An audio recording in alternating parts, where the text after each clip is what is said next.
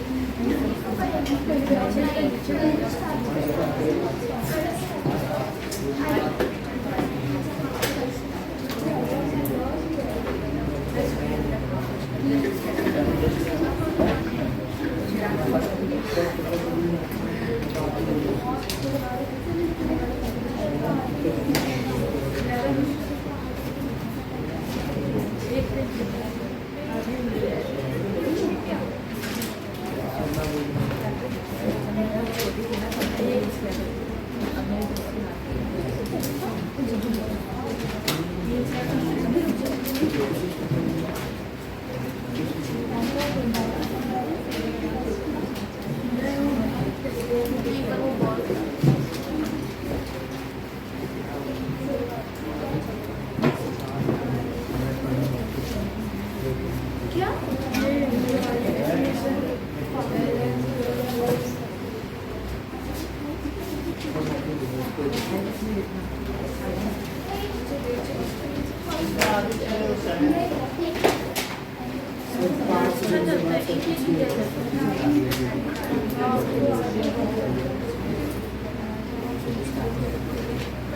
दो तीन डेफिनेशन तो इसी के साथ मैप कर लीजिए।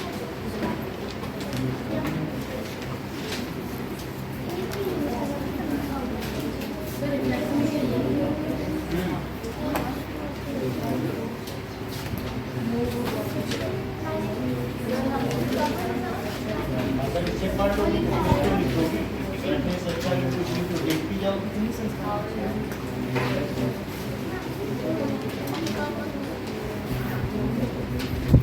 फैन को साइड में कर दो। साइड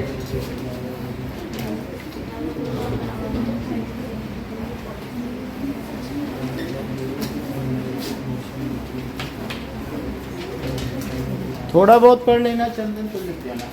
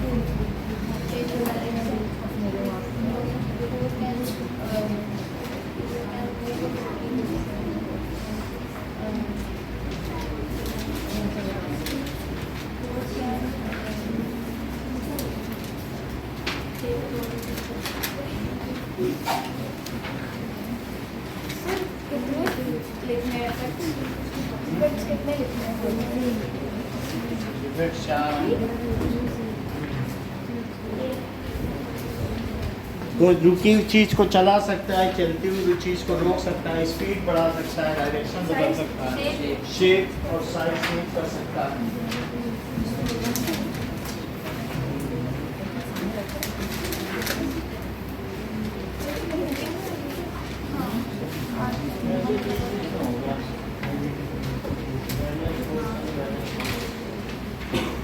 ऐसे तो नहीं होगा।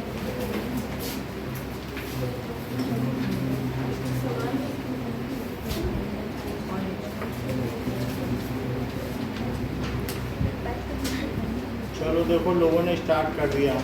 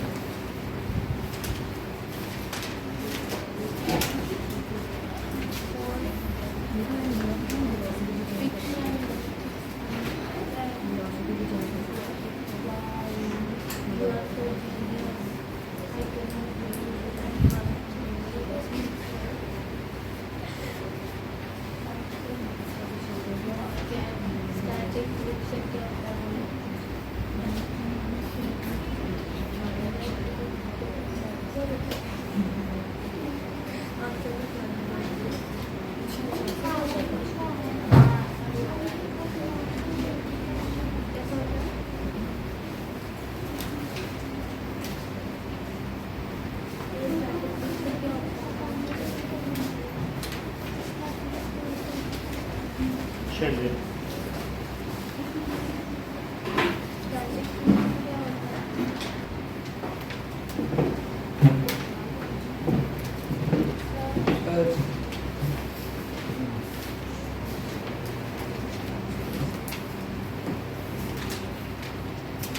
Now first law of motion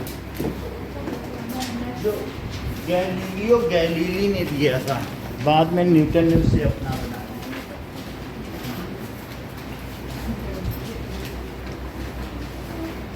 चलो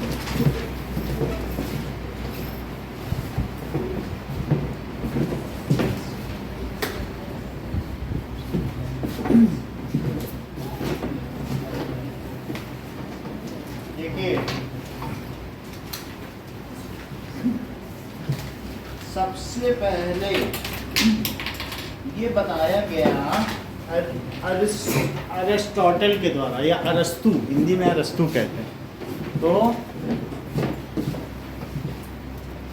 अरिस्टोटल उन्होंने बताया कि किसी चीज को अगर एक ही स्पीड से चलाए रखना है तो कंटिन्यूअसली उस पर फोर्स लगाना ही होगा। हम लोग सभी जानते हैं कि अगर आपको गाड़ी चलानी है कि स्पीड से भी, तब भी इंजन रन करना ही पड़ेगा। इंजन ऑफ करते ही गाड़ी की स्पीड कम नहीं हो जाएगी? क्यों कम हो जाएगी? ये ठीक है। उन्होंने कहा कि क्योंकि कंटिन्यूअसली बैक साइड में मोशन के अगेंस्ट में फ्रिक्शन लग रहा होता है, तो उसकी वजह से आपने गाड़ी का इंजन तो ऑफ कर दिया, लेकिन फ्रिक्शन तो मूविंग बॉडी पे लग ही रहा है ना। तो फ्रिक्शन किधर लग रहा है बताओ? आपकी गाड़ी आगे जा रही है तो फ्रिक्शन किधर लग रहा है? लेफ्ट साइड में। अब इस समय आपका कोई फोर्स नहीं है, ये मूविंग गाड़ी है, मूविंग है, लेकिन इंजन ऑफ पड़ा हुआ है, तो चलती हुई चीज़ धीरे धीरे रुक जाएगी। आप खुद ही साइकिल चलाओ, पीछे से कोई खींचने लग जाए तो ऐसी स्थिति में थोड़ी देर में तो गाड़ी रुक जाएगी ना, आपकी साइकिल रुक जाएगी। सो अगर इंजन ऑफ कर दिया तो रुक जाएगी। Due to the friction is continuously acting on the moving object, और इस फ्रिक्शन को क्या काइनेटिक फ्रिक्शन कहते हैं। सो अरिस्टो ने क्या कहा दिव्या?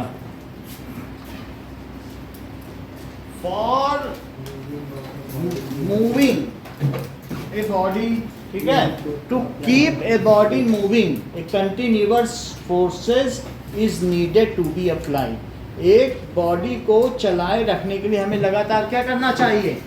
फोर्स। ये एक सिद्धांत था। लोग कहने लगे हाँ भाई ये बहुत अच्छा बोल रहा है, क्योंकि हम लोग भी चलाते हैं, तो कुछ भी चलाने के लिए हमें धक्का देना पड़ता है बैलगाड़ी किसी चीज को। For continuously moving a body at same speed, उसी स्पीड में क्या करना पड़ेगा बताओ? Force is needed to be applied, ऐसा बताया उन्होंने। If we stop applying force then eventually the body will stop। अगर हम फोर्स लगाना बंद कर दें तो क्या होगा बताओ? आप इंजन ही ऑफ कर दो, थोड़ी देर में स्कूटी रुक जाएगी। So if we stop applying force,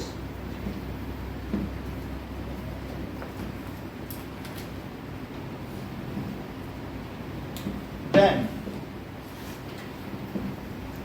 body will come at rest after some time।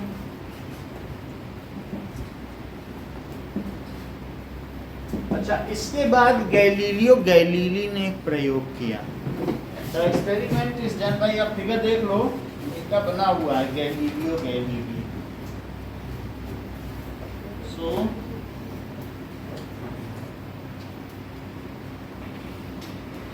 Galilei,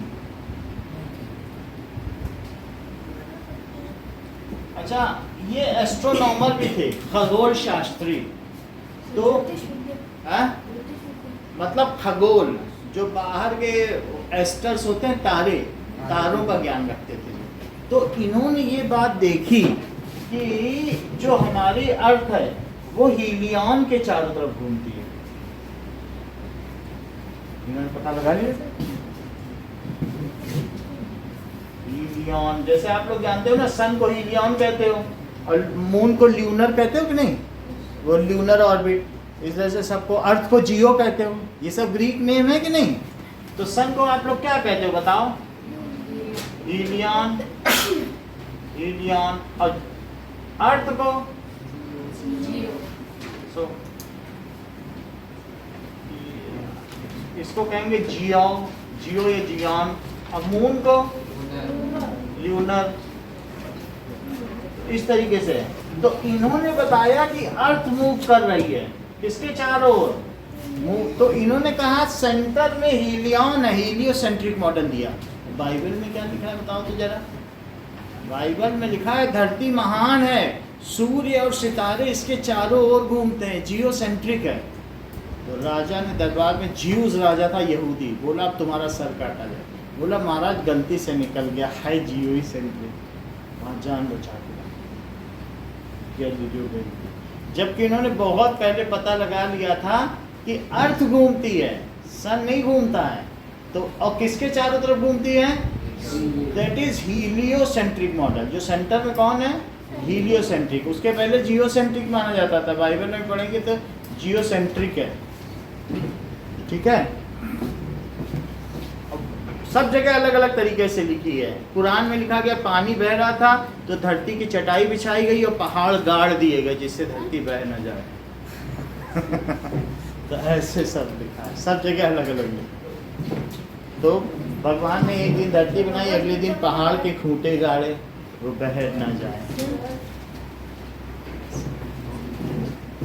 तो सब अलग अलग है, अपने अपने हिसाब से धार्मिक एक्सप्लेनेशन दिए। तो बाइबल वाले जो थे, पोप ने कहा अब तो तुम मारे जाओगे, तुमने बाइबल के खिलाफ बात बोली है, तुमने ऐसा बोल दिया। तो ये एस्ट्रोनॉमर थे, है बहुत महान विज्ञानी। तो इन्होंने एक एक्सपेरिमेंट किया जो कि आपके बुक में बना हुआ है। इन्होंने क्या किया, बिल्कुल स्मूथ सरफेस ले लिया और उस पर बिल्कुल पाउडर डाल दिया, बोरिंग पाउडर, कैरम बोर्ड वाला। और उन्होंने देखा कि मान लीजिए इस प्लैंक पर अगर मैं बॉल डालूं यहाँ से और एक और प्लैंक ले लूं, तो ये जो बॉल है ये यहाँ से जाएगी और अल्टीमेटली इसके ऊपर चढ़ जाएगी। ठीक है, तो ये बात इन्होंने देखी कि ऐसे चढ़ जाएगी। तो यहाँ से आई और इस पे चढ़ गई, और चढ़ते चढ़ते कैसे गई, उसी हाइट पर। देखा उसी हाइट पे चली गई। फिर इन्होंने कहा नहीं, अब मुझे कुछ और करना होगा। फिर इन्होंने प्लैंक को इतनी हाइट दे दी, बोला थोड़ा सा इसका जो इंक्लिनेशन है वो कम कर दिया गया। तो देखा ये बॉल अब आई और बॉल, इस पर खूब सारा पाउडर डाल दिया और ये बॉल ऐसे ऐसे चलती चलती गई, यहाँ तक चली गई। इन्होंने देखा अरे ये तो फिर से उतनी ही हाइट पे चली गई। फिर इन्होंने कहा नहीं, अब क्या किया बोलो, और बड़ा कर दिया। ऐसा आपकी बुक में बना हुआ है। और बड़ा बनाते बनाते फिर इन्होंने क्या किया, इसको इतना बड़ा कर दिया। और अब क्या देखा बताओ, ये बॉल चलते चलते जो उसकी हाइट थी वहीं गई है। और फिर इन्होंने कहा अगर हम बॉल छोड़ दें तो ये सदा के लिए चलती जाएगी, क्योंकि जब तक उसको उसकी हाइट ना मिले। ये बॉल इनकी रुक क्यों नहीं रही है और हमेशा चल क्यों रही है, क्योंकि फ्रिक्शन नहीं है। सो इन्होंने बोला in absence of any external force, कुछ भी ना हो, फ्रिक्शन भी ना हो, तो चलती हुई चीज चलती रहेगी और रुकी हुई चीज रुकी रहेगी जब तक इस पर कोई बाहरी बल ना लगाया जाए। until unless some external force is applied, then या in absence of any external force, अगर external force ना लगाओ, या ये भी कह सकते हो कि in under balanced force। Balance force का मतलब है कि net force zero. Balance force तो जानते हो ना, इधर से नोएल धक्का दें, उधर से कनिष्का धक्का दें तो बेंच कहीं जाएगी।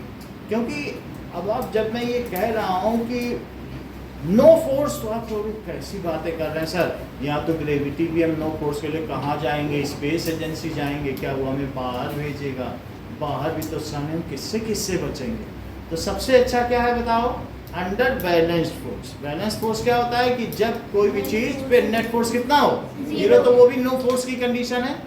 So under balanced force a moving object keep on moving with same speed in same direction. अपनी डायरेक्शन भी नहीं बदलेगा क्योंकि फोर्स ही नहीं लग रहा। फोर्स ही तो चाहिए किसी की डायरेक्शन बदलने के लिए, फोर्स ही तो चाहिए कि किसी की स्पीड बदलने के लिए, फोर्स ही तो चाहिए किसी को रोकने के लिए। ना रुकेगी, ना डायरेक्शन बदलेगी, ना स्पीड बदलेगी, कुछ बदलेगा? देखो, under balance force a moving body will keep on moving, ठीक है, under uniform motion, and a body at rest will remain at rest. This is first law of motion. बात समझ में आ गई? चलती हुई चीज चलती रहेगी। आपको मालूम है इंटरस्टेलर स्पेस में, अंतराण्विक आकाश में बहुत सारे ऐसे प्लैनेट्स हैं जो लाखों साल से चल रहे हैं, उन पे कोई फोर्स तो लग नहीं रहा, लेकिन बहुत दूर हो कि अगर मान लो किसी दूसरे स्टार के चपेटे में आ गए तो गोल गोल घूमने लगेंगे। आसपास कोई भी उनके ऊपर ग्रेविटी भी ना लग रही हो तो चल रहे हैं, चलते ही चले जा रहे हैं, चलते ही चले। बात समझ में आ गई कि नहीं? और जो रुका है तो रुका ही रहे, क्योंकि वहां फ्रिक्शन नहीं है ना। सो ये बात है। अब देखिए, जो धरती पे वहां पे निशान बने थे चंद्रमा पर, सबसे पहले जो एस्ट्रोनॉट गए थे अपोलो मिशन वाले ना, अमेरिका के 50 साल पहले, तो उनके पैर के निशान अभी भी वैसे हैं। सर हवा टाइम मिलेगी, हैं? सर हवा नहीं तो सर मिटेगी कैसे? मिटेगी ही नहीं, हवा ही नहीं वहाँ, एटमॉस्फेयर बन गया, जो बन गया वो बन गया। नाउ इस चीज को देखें। So that is first law of motion को स्टेट करें।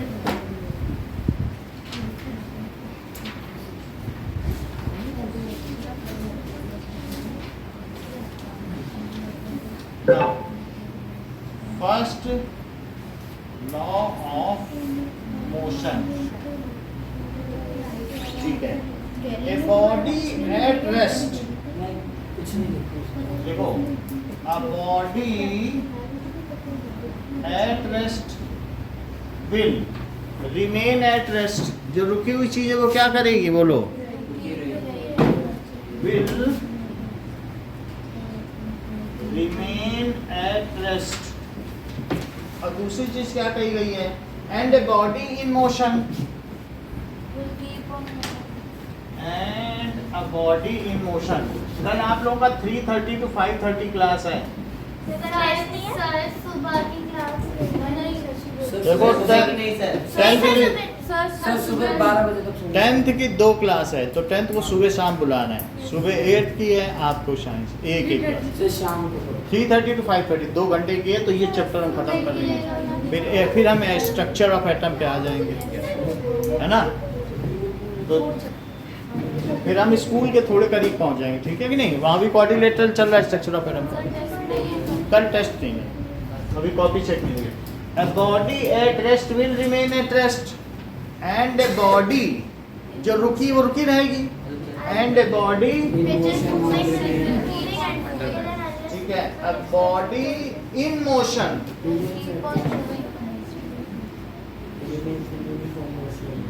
will keep on moving in a straight line, will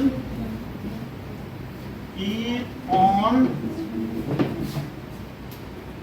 moving in a straight line, एक लाइन में मूव करती रहेगी विद यूनिफॉर्म स्पीड, उसकी स्पीड भी नहीं चेंज होगी, with uniform speed until unless acted upon by some external force, जब तक कि उस पर कोई बाह्य बल न लगाया जाए। until unless acted upon,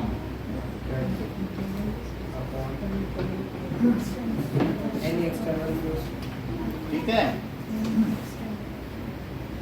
जब तक कि until unless acted upon by सम, ये ठीक कह रहे हैं, पकड़ ली बात। हम सोच रहे थे कि ये बोलेंगे इन दोनों में से, until unless acted upon by unbalanced system। पकड़ ली, बोली सर आप कह रहे हो कि फोर्स अब अगर बैलेंस हो गया तो, चंदन ने बोला होगा Yes, sir. सम अनबैलेंस्ड, सम अनबैलेंस्ड एक्शन, उसने नॉन जीरो बोला था, नॉन जीरो भी ठीक था, और तुमने अनबैलेंस करके उसको और फिर से अच्छा। जब तक कि उस पर नॉन जीरो फोर्स ना लगाया जाए ना, अनबैलेंस फोर्स ना लगाया जाए, तब तक रुकी हुई चीज रुकी रहेगी और चलती हुई चीज, इसको क्या कहते हैं जो फर्स्ट लॉ ऑफ मोशन है? Inertia. लॉ ऑफ इनर्शिया भी कहते हैं। इसे क्या कहेंगे? लॉ ऑफ, यानी body prefer to remain its, maintain its state of motion. State of motion का मतलब क्या समझते हो बोलो?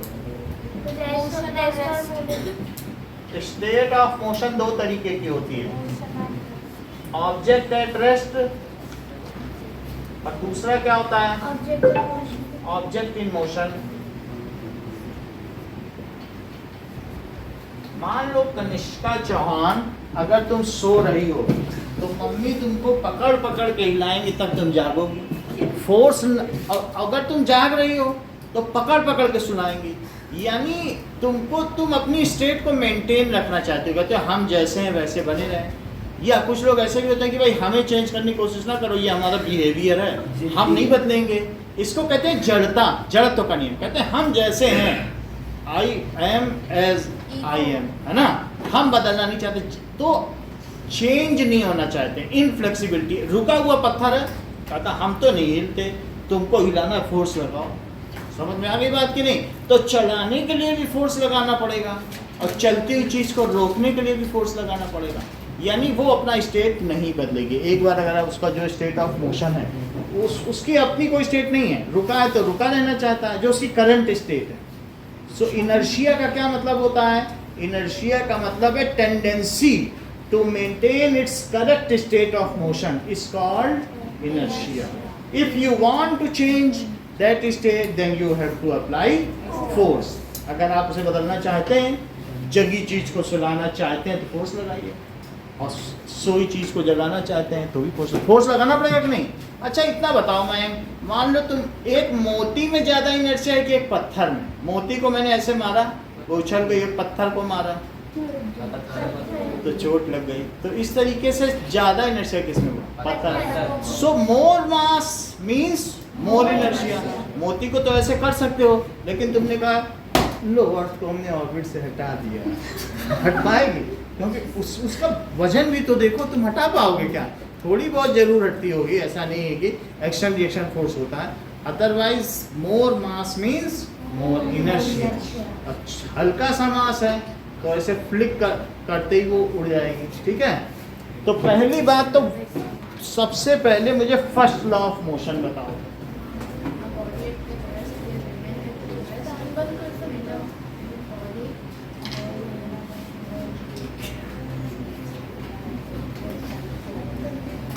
बोलो नहीं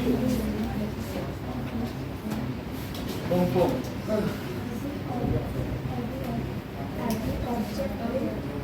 नीचे ना देखो, बोलो Devika.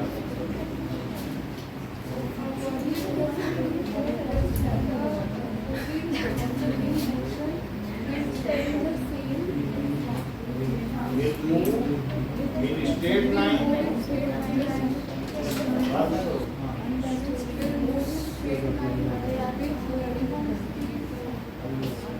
until unless acted upon by unbalanced external force. बोलो दिशिका।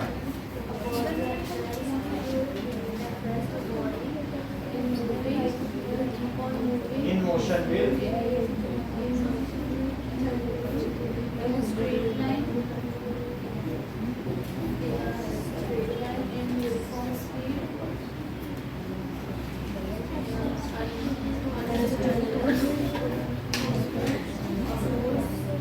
acted upon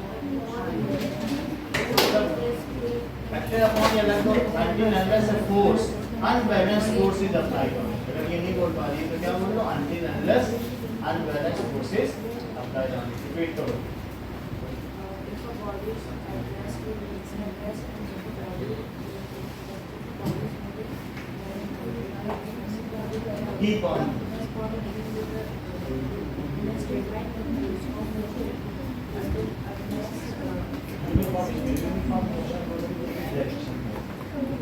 जब ये अगर मोशन बोलती है तो फिर डायरेक्शन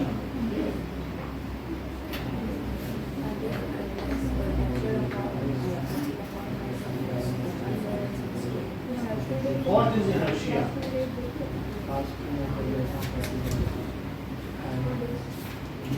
चलो चंदन, what is inertia?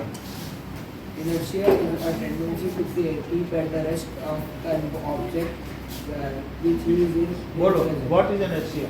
If a body is in rest and it remains on rest, if the body is moving and it remains on moving, कोई एक then अच्छी it will डेफिनेशन तो बताई देगा. What is a inertia? tendency of an object to remain in its correct state of motion until and unless external बोलो. unbalanced force is Tendency of an applied. object to remain in a state of motion, To maintain its maintain a state. state of motion, हाँ.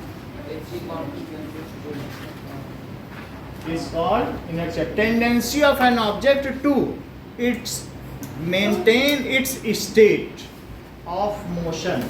बल्कि कुछ लोग motion कह सकते हैं तो motion और रेस्ट मेंटेन करती है, बट स्टेट ऑफ मोशन और रेस्ट इज कॉल्ड इनर्शिया. देखो चलक तो क्या कहते हैं? Inertia tendency of an object to maintain its state of motion.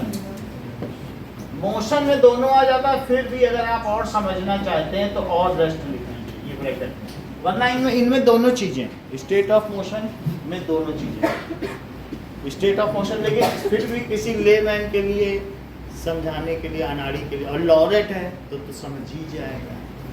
तो state of motion is called, उसे क्या कहेंगे? इनर्शिया. इफ यू वांट, अभी सेंटेंस को पूरा करो. इफ यू रुक जाओ. If you want to change its state of motion then, Then you have to apply an unbalanced external force. सही बात कही नहीं? If you want to change its state of motion, यदि तुम इसकी स्टेट ऑफ मोशन को बदलना चाहते हो, रेस्ट पर है चलाना चाहते हो, चल रहा है रोकना चाहते हो, तो तुम्हें क्या करना पड़ेगा? करना पड़ेगा कि नहीं? So if you want to change its state you have to apply an external force. बार बार अनबैलेंस लिखने की जरूरत नहीं, वो तो डेफिनेशन थी. अब वरना चालू लैंग्वेज में तो you have to apply force. If we want to change its state, we have to apply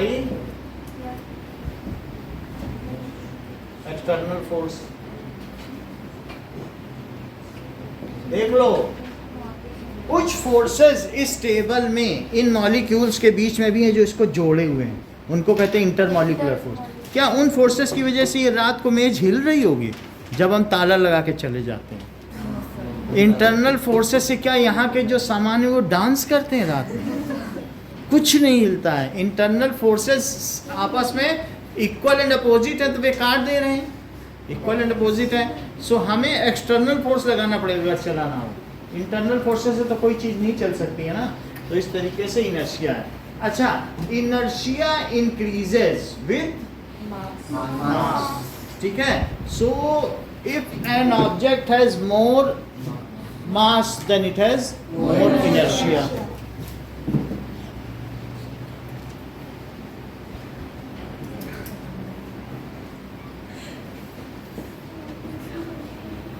Then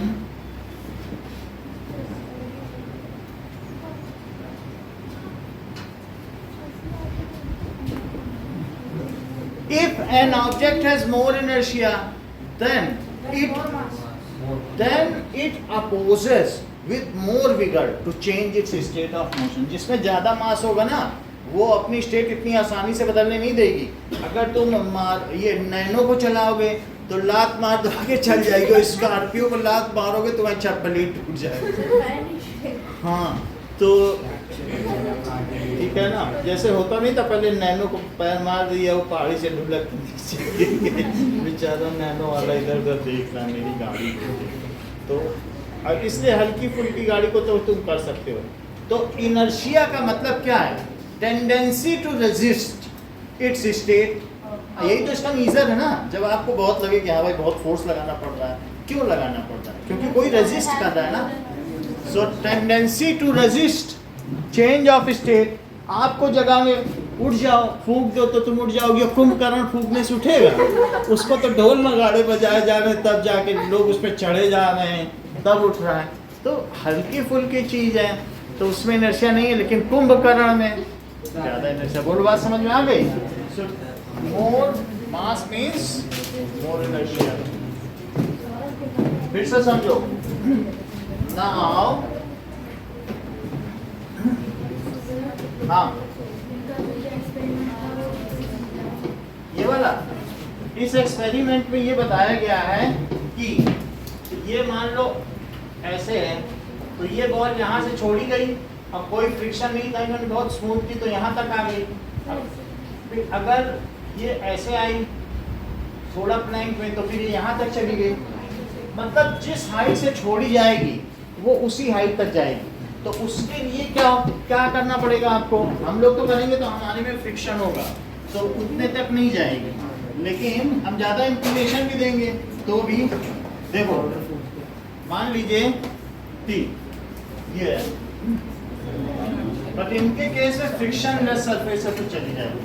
मान लो हम ये है, ठीक है, तो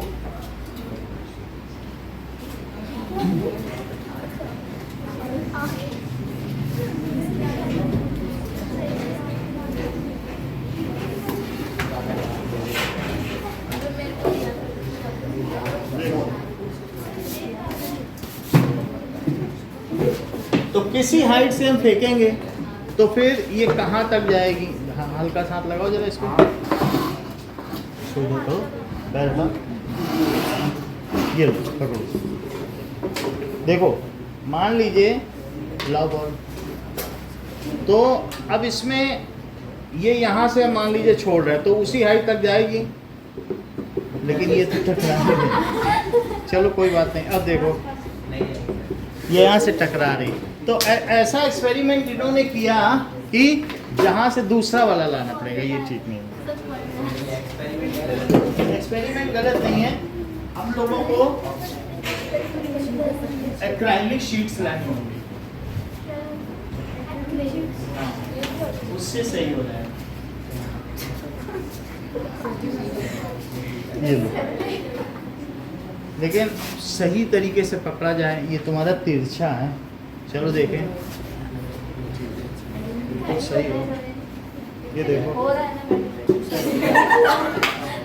तिरछा नहीं होना चाहिए तो तब हो जाए। पकड़ो इसको,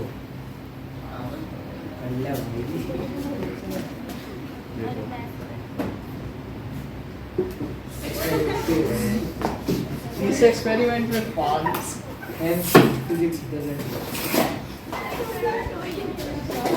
ठीक है, थोड़े नीचे से कर देते हैं।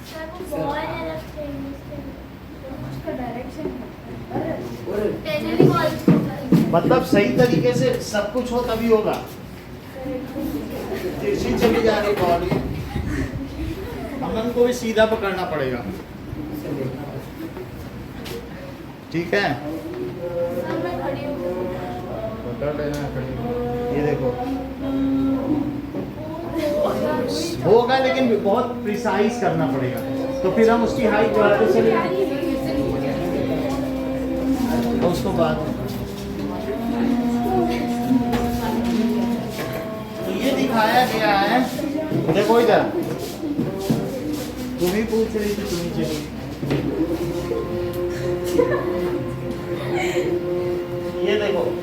मान लो इस रूट पे जाए तो क्या वो उसी हाइट पे जा रही है?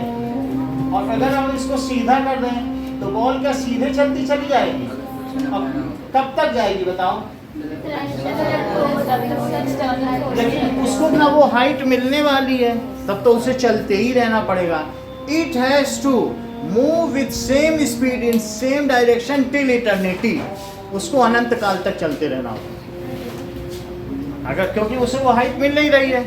So the ball will keep on moving in same straight line with same speed till eternity. Ball will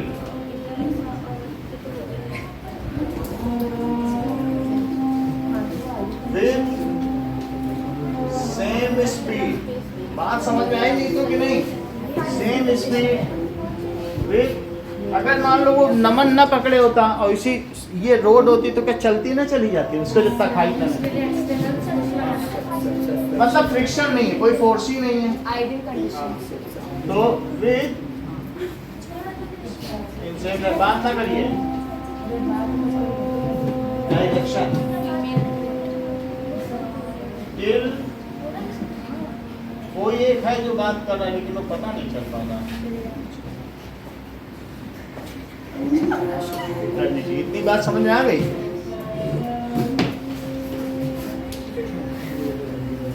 अब आगे देखें. Inertia is the property of a body due to which it resists any change in its state of motion. Shreya, repeat करो. Due to inertia of body, it is the state which changes the moving body. And motion and force and momentum and force. सब कुछ बोल डालो उसी में. लगा तो sir हम तो कमजोर, हम कैसे जाने? What is inertia? The tendency of an object to maintain its Divya बोलो. the tendency of an object to maintain its current is हाँ बोलिए. Tendency is a property of an inertia के बारे में पूछ रहे हैं. inertia is a property of an object due to which Mayank. tendency of an object to maintain its state of motion. नहीं, जो हमने बोला वही बोलो, कोई एक बोल देगा. हाँ बोलो. सो इनर्शिया क्या है? इनर्शिया इज, ठीक है, प्रॉपर्टी ऑफ ए बॉडी. उसको कई डायमेंशन से देखना पड़ेगा. Inertia it is property of a body. ठीक है, it is property of a body due to which, ये उसमें एक अंतर्निहित गुण है. Due to which it resist, ये क्या करेगी? विरोध करती है. Any change in its state of motion, वो विरोध करती है. इवन थोड़ी देर तक तो आप सुनोगी मम्मी के, फिर कह दो कि क्या है, सुलाती रहती हो, अभी एक ही तो वजह है. ऐसे कहते हैं हम लोग, क्यों अभी सुला रहे? नहीं, वो कहे सो जाओ. विरोध करते हैं, जगाए तो 10 ही तो वजह है, अभी से जगा रही हूँ. तो ये नहीं होता. तो हम विरोध करेंगे, तो ये हमारा इनर्शिया है. समझ में आ गया? ये जड़ता है. एक होती चेतनता और एक होती जड़ता. जड़ता का मतलब हम जैसे सो रहे तो सोए रहे, जगे हैं तो जगे ही रहे. हमारा विरोध एक चार्टे के साथ खत्म हो जाए. ठीक है, तो वो सेकंड लॉ ऑफ मोशन है. अभी हम फर्स्ट लॉ पे हैं. Now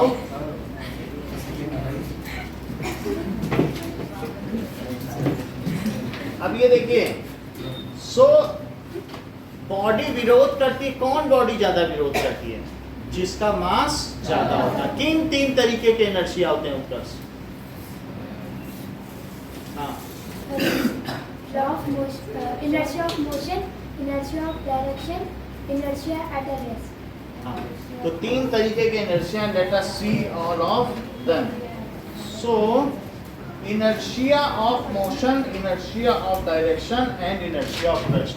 Inertia is of 3 types. is of three types. पहला है inertia at rest या inertia of rest. रेस्ट का मतलब है अगर कोई चीज रुकी है तो वो रुकी रहेगी, फिर वो चल नहीं सकती. बात समझ में आ गई? मान लीजिए कि ये जैसे हमारे पास ग्लास है और इसमें हमने इस एक कवर लगा दिया, ठीक है, और फिर इसमें एक सिक्का रख दिया, लेड का सिक्का रख दिया, 5 रुपए, 5 का सिक्का. अब जरा देखो तो ऐसी स्थिति में क्या होगा, ये वाला हो या थोड़ा बड़ा कार्ड हो, इसका मुंह छोटा है, उसमें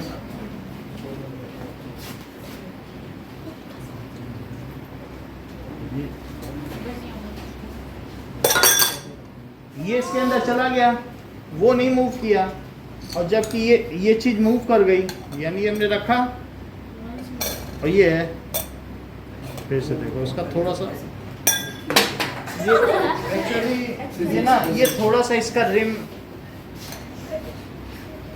वैसा नहीं है,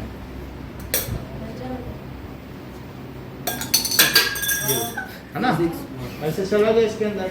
तो इससे क्या पता चल रहा है, ये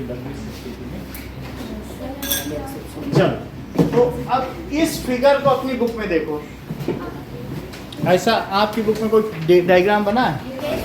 तो उस चीज को हम करते हैं. So tendency to maintain the state of rest is called inertia of rest. Tendency of an object, कोई भी ऑब्जेक्ट अगर रुका है तो रुका ही तो रहना चाहेगा.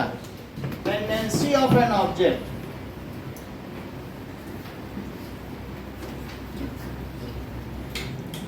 To maintain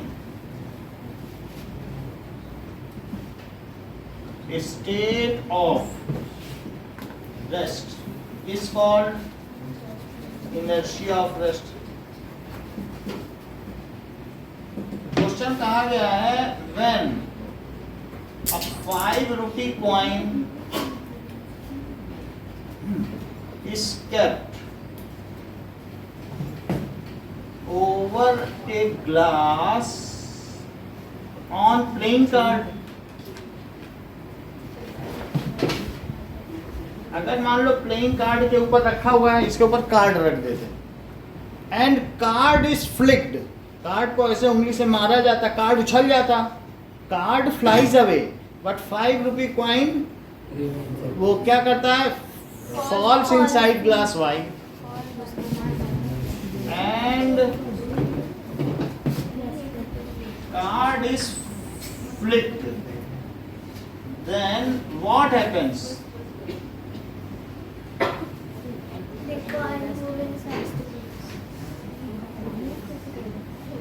When card is flicked, अब कार्ड को फ्लिक्ड करो, then card flies away, but the 5 rupee coin which was earlier at rest prefer to remain at rest due to inertia of rest.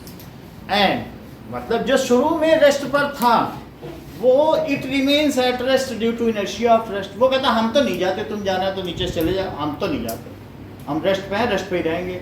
And it loses it's base, जब card ही चला गया तो क्या उसका base रहा, and under gravity it false inside, क्योंकि वो शुरू से रेस्ट पे था और रेस्ट पे रहा. मान लो तुम खड़े हो और मैं तुम्हारे नीचे की कालीन खींच लूँ तो तुम कालीन के साथ थोड़ी नहीं जाओगे, कहोगे हम तो यही हैं, तो तुम वहीं रहोगे, वहाँ हो सकता है लूजेस इट्स बेस, गिर भी सकते हो, नहीं ऐसा कई बार हो सकता है कि नहीं.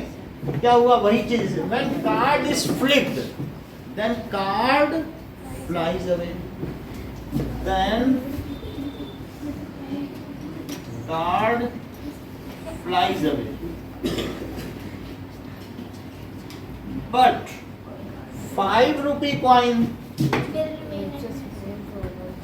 Coin which was at rest, which was जो कि शुरू में किस पर चीज पर था, which was at rest, remain at rest, क्यों बोलो, inertia of rest and due to inertia of rest, वो नहीं मुझे पता है, but the part flies away, so due to तो gravity due it to is inertia of falling. Rest, as soon as card flies away it loses its base, वो अपना base क्या कर देगा, loses its base. And due to gravity, down. अब ये lead का coin है, इसको मोड़ोगे तो मुड़ जाएगा, मोड़ने की ट्राई करो, as soon as card flies away, जो फ्लाई हो जाएगा, coin loses its base, अपना बेस लूज कर देगा, एंड अंडर ग्रेविटी क्या हो जाएगा, falls At the bottom of the glass. Inside glass. अब जरा देखो कि ये मुड़ा हुआ है। ये देखिए कि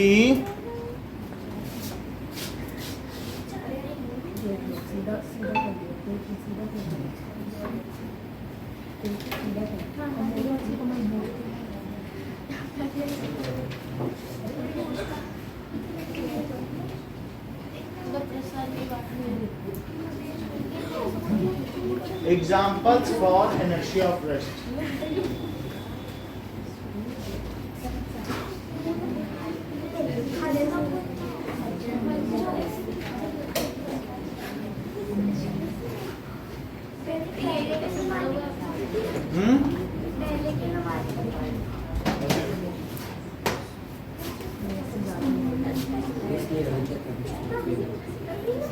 ये मुड़ नहीं रहा.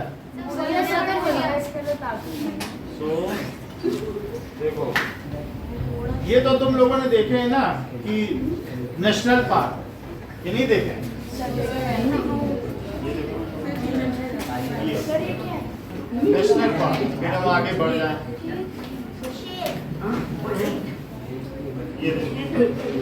ये नेशनल पार्क में जब हम लोग की गाड़ी जाती है तो ये कैसे यात्रियों के साथ करता है, ये देखो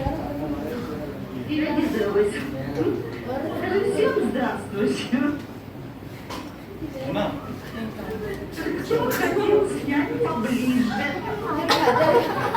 300 किलो का है.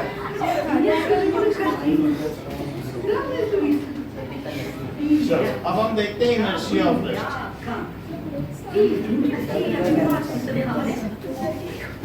Inertia of rest. चलो नाउ देखो ये देखो, कोई बात नहीं, आप इधर देखो, हमें क्या लेना देना सॉरी. देखो तुम तो पागल नहीं हुई ना, ठीक. सर तुरंत प्रभाव से सारों को ये देखो, आप इधर देखो,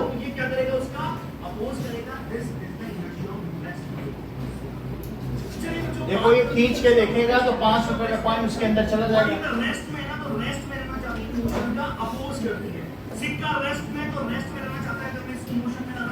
पानी के अंदर फिर गया कि नहीं.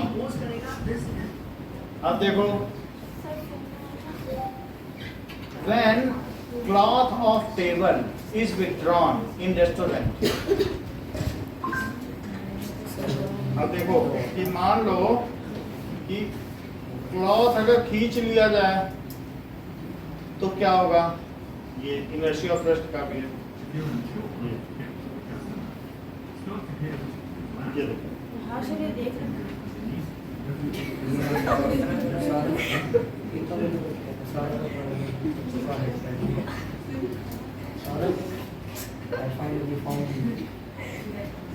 ये देखा है. अच्छा दिखाया नहीं.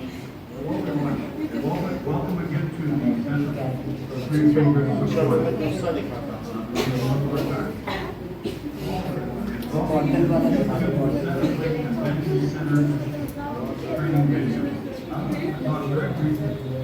Experiment on inertia.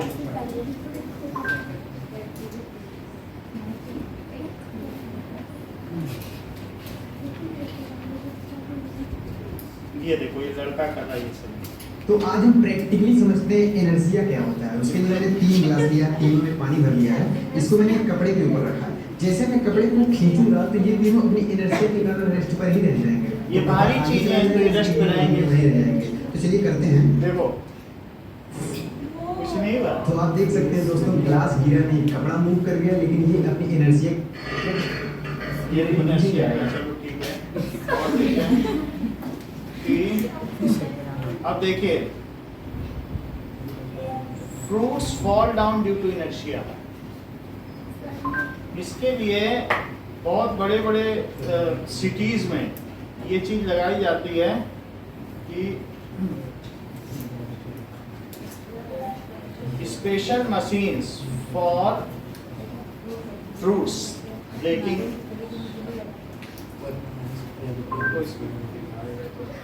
ये चीज, ये बहुत अच्छा एक्सपेरिमेंट है। इसको देखो, कितने सारे फल लगे हैं पेड़ में, और यही मैं सिखाने में जा रहा हूँ।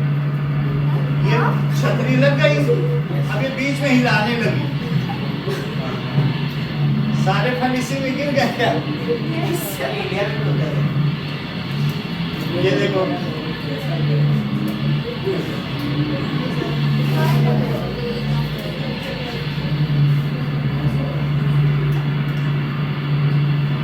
अब ये देखो, ये खुल गई।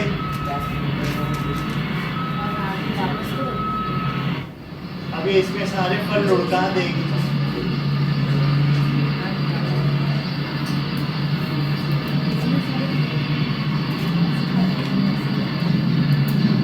ये देखो,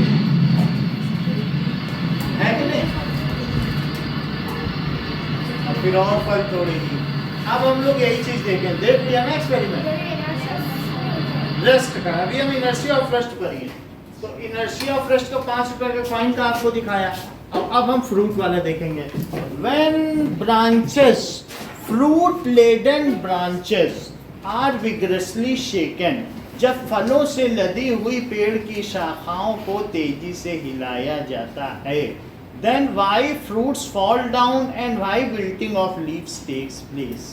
यदि मान लीजिए पेड़ों की शाखाओं को हिलाया जाए तो पत्तियां झड़ क्यों जाती हैं या फूल गिर क्यों जाते हैं? ये बुक का क्वेश्चन है। चलो इसको अभी आपने देखा, ये करेक्ट बता रहे हैं। देखो, हर चीज इन्होंने पहले बता दी।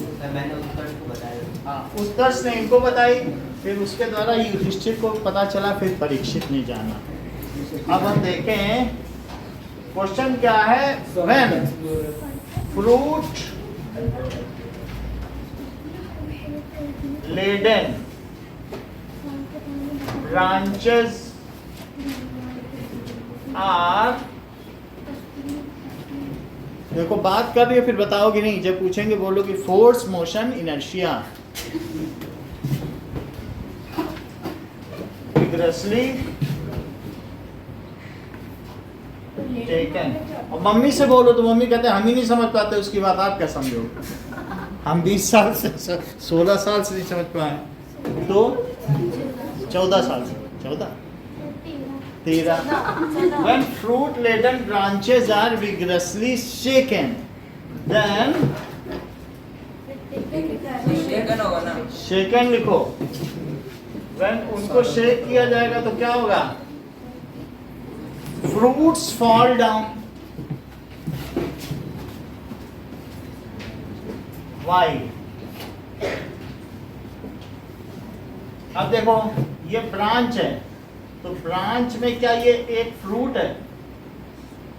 और ब्रांच में अगर हमने ब्रांच को हिला दिया तो क्या होगा? Branch moves from its place.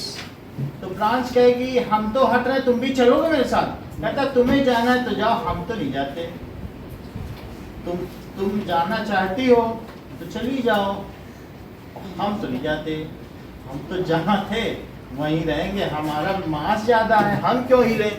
तो ऐसी स्थिति में क्या उसका जो ब्रांच है उसका पिटियोल यहाँ से टूट जाएगा, and due to gravity it falls down.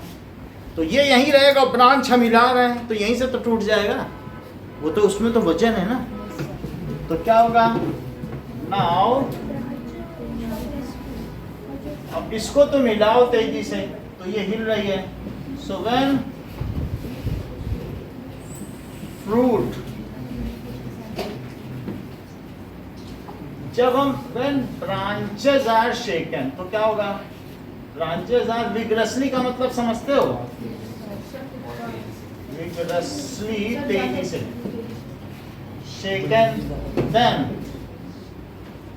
branches move from their place but heavier fruits due, ठीक है, which were at rest remains at rest due to, आती नहीं है, then branches move from their place, but के आगे से आप फिर से बताओ। Due to inertia of rest. हाँ बोलो। But the branches. ब्रांचेस तो लिख दिया ना, Then आगे बोलो। अमन, But the fruits due to their mass fall down. but heavier fruits है which, वो क्या थे बताओ, were at rest remain at rest, remain at rest due to inertia of rest, वो वहीं रह जाते, ब्रांच मूव कर गई है, they get detached from branch। अब जब वो वहीं रह गए और ब्रांच हट गई तो क्या होगा बताओ, they get detached, get separated from branches and due to gravity these get separated from branch and due to gravity fall down। आपको इनर्शिया किसी न किसी बहाने से लिखना है, सारा नंबर इसी इनर्शिया पर केंद्रित है। ये नहीं लिखा तो सब कुछ लिख देने पर भी बेकार। When dirty mattress is beaten with लाठी, जब तो dust fall down and mats get beaten, ऐसा होता है नहीं, गंदी कालीन को, चटाई को लाठी मारो तो धूल वहीं गिर जाती है और वो कालीन पीछे के चली जाती है, क्योंकि डस्ट पार्टिकल्स बहुत हैवी होते हैं। वो कहते हैं हम तो यहीं रहेंगे, हम नहीं जाते, तुम्हें जहाँ जाना है चले जाओ। कालीन को तो मान उसे तो जाना पड़ेगा ना। डस्ट पार्टिकल बहुत हैवी होते हैं, डस्ट यानी रेत के पार्टिकल, तो वो क्या होंगे, हैवी होंगे। अगर मैं लाठी मारूं तो क्या होंगे, वो पीछे चली जाएगी मैट्रेस और वो वहीं रह जाएगा। ये सारा इन्वेंट समझ गई बात कि नहीं? डस्ट का मतलब रेत के particle.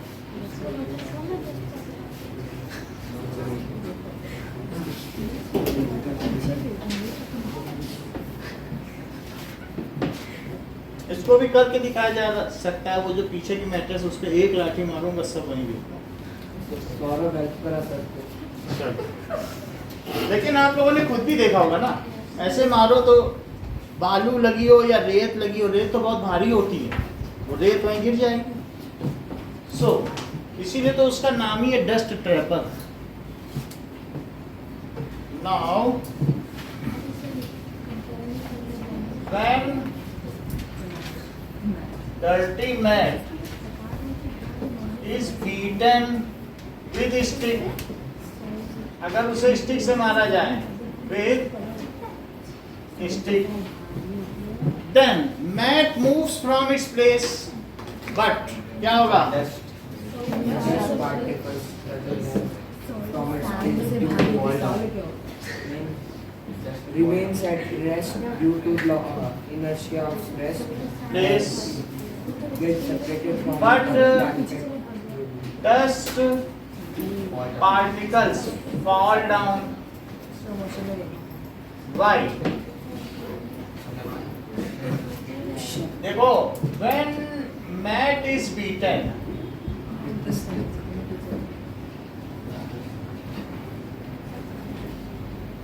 with the stick, mat moves away. But heavier dust particle Remains at rest.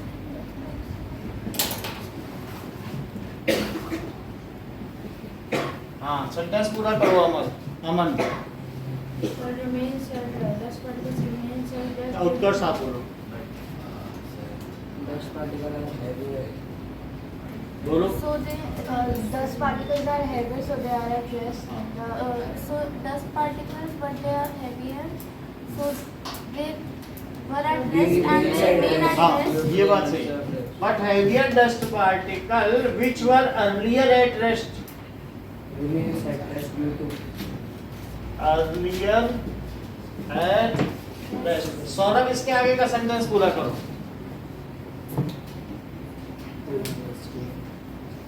ये समझ नहीं पाए से आप करो Remains at रुक जाओ क्या Sir, remains at rest due to inertia of rest. तुमने पूरी बात कही अच्छा which were earlier at rest remain at rest ये देख लो ये कालीन है और कालीन में ये सब क्या है डस्ट पार्टिकल और ये है तुम्हारी लाठी तो अब तुमने जब लाठी इसको मारी तो ये लाठी से यहाँ चला गया लेकिन जो डस्ट पार्टिकल थे वो क्या हो गए वो वहीं रह गए और वो सब क्या हो गए बताओ नीचे गिरने लग गए कि नहीं और यहीं पर रेत की ढेरी लग गई हाँ किसी ने भी मार दियो remain at rest due to inertia of rest ठीक है एंड ड्यू टू ग्रेविटी वो तो हट गया मैट हट गई due to gravity they falls down हाँ बोलो फिर कालीन के मास का क्या हुआ? कालीन का वजन इसलिए था कि उसमें बहुत सारा होता तो कालीन को तो तुमने मार दिया मारोगे जब किसी को मारोगे तुमने उस पर फोर्स लगाया तुमने डस्ट पे तो फोर्स नहीं लगाया था और डस्ट पे भी कहो हर एक पे लगाओ हटो हटो हटो हटो चिपको चिपको हटो उस पर भी लगाते हो भी चिपक जाते तुम उस पर तो लगा नहीं जिस पे नहीं लगाओगे फोर्स वो क्यों जाएगा उसकी क्या मजबूरी है मान लो 4-6 आदमी ठक ठक सब चले जाए नहीं सो और जिस पे फोर्स लगा उसे तो जाना है ना बोलो बात समझ नहीं so due to inertia of rest and fall down due to gravity इतनी बात समझ में आ गई अच्छा when bus suddenly moves हाँ? हाँ नहीं अगर रुकी हुई बस अचानक चल जाए तो यात्री पीछे क्यों गिर जाते हैं Because हम लोग just wait है. देखो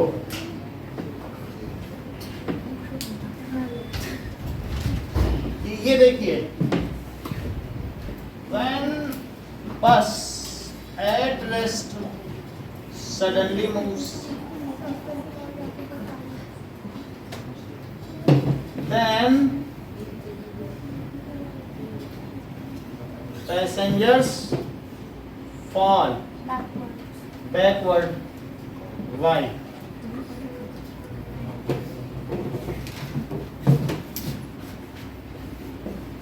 मान लीजिए कि जैसे ये हमारे पास एक बस है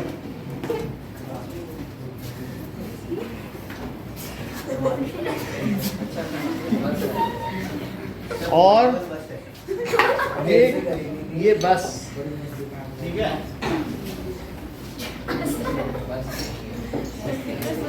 कुछ भी समझ लो आप, बस ना समझो, कार समझ लो।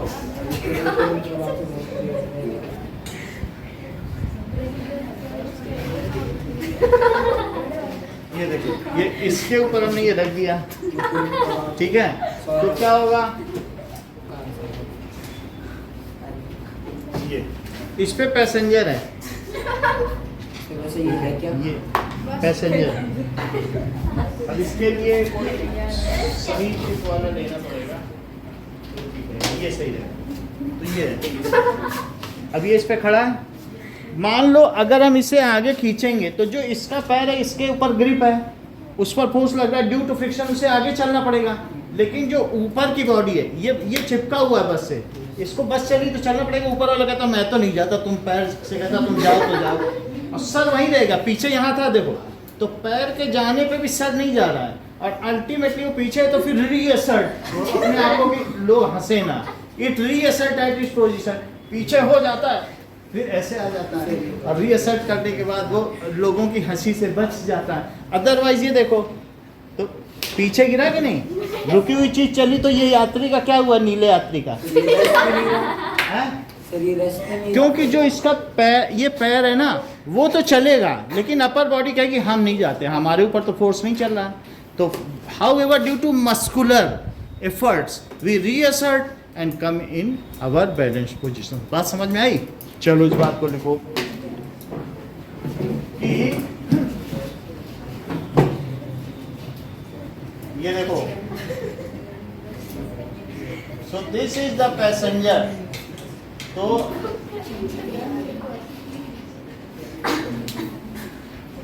ये है, और ये चल दिया।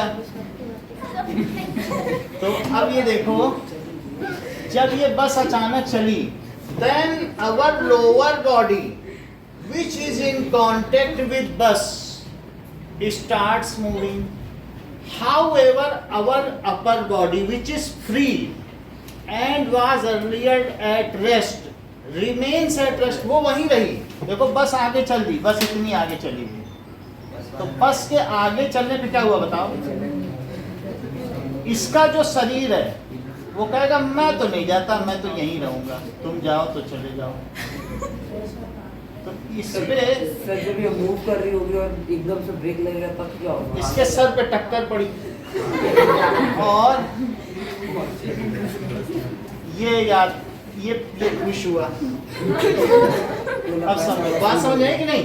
अवर lower body which is in contact with bus moves along with bus, but however our upper body which is at rest remain at rest, वो वहीं रहा, and ultimately we fall back. नीचे की चीज चल, आप देख लो ना, नीचे ये देख लो, नीचे का हाथ ऐसे चलाया जाए, नीचे का चल दिया, ऊपर वाला ना चलाओ, नीचे का चलाओ, और ये रेस्ट पर है, तो ये रेस्ट पर रहेगा, तो हम पीछे गिरेंगे कि आगे? अब हाथ चल रहा हो, किसी ने बस रोक दी तो ऊपर वाला तो चलता रहेगा, क्या हम तो चलते रहेंगे, आगे टकरा जाओगे तो नहीं होता। सो देखो इस बात को,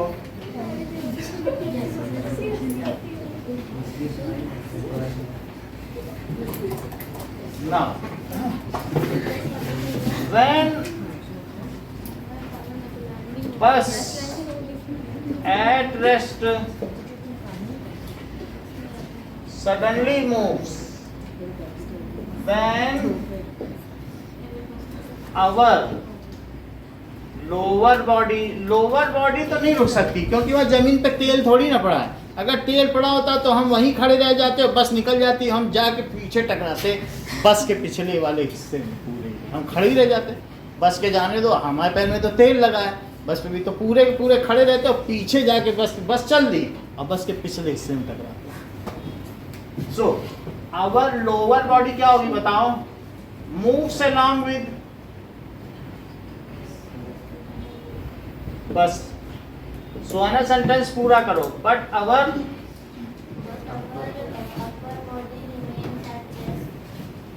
अपर बॉडी, और थोड़ा बताओ, which was earlier at rest remains at rest due to inertia of due to inertia inertia of rest. वो नहीं चली, so we fall backward.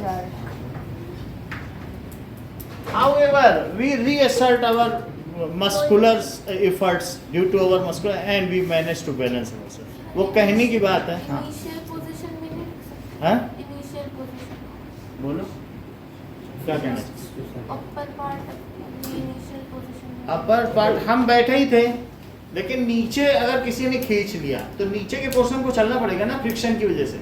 लेकिन अपर पोर्शन पर तो कोई फोर्स नहीं लग रहा है, तो हमारी बॉडी कोई हार्ड नहीं है कि ऐसे चिपकी हुई हो तो चल जाए. लेकिन हम क्या है बताइए, नीचे से तो चल देंगे लेकिन अपर बॉडी तो फ्री रह सकती है ना, तो वो वहीं रही और बस आगे चल दी, तो हम पीछे नहीं टकराएंगे सीट में, तो पीछे टकराएंगे. ऐसे भी तुम अगर यहाँ पर मशीनें हैं और खूब ऐसे ऐसे चलाओ तो थोड़ी देर बाद ये कील निकल जाएगी, गिर जाएगी, क्योंकि ऊपर का पोर्शन हमेशा फोर्स लगाएगा कि नहीं हमें मत चलाओ. और आप इसको चिपका दो फेविकोल से, खूब ऐसे ऐसे करो, थोड़ी देर में देखोगे फेविकोल ही निकल जाएगा, क्योंकि इनर्शिया की बात होती है कि नहीं. इतना ही रखो.